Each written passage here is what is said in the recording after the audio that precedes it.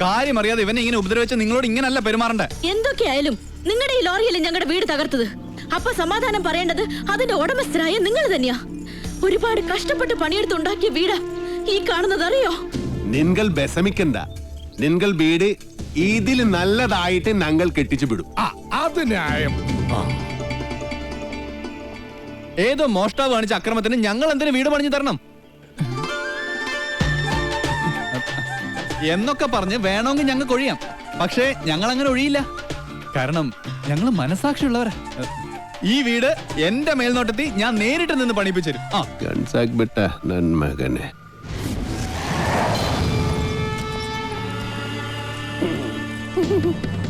ഈ ലോറിയുടെ RC owner ആരാ?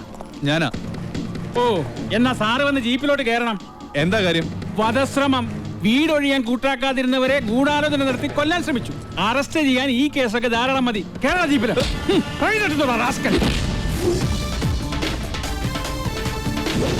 ഒരാളിവിടെ നിൽക്കുന്നുണ്ടല്ലോ സാറേ.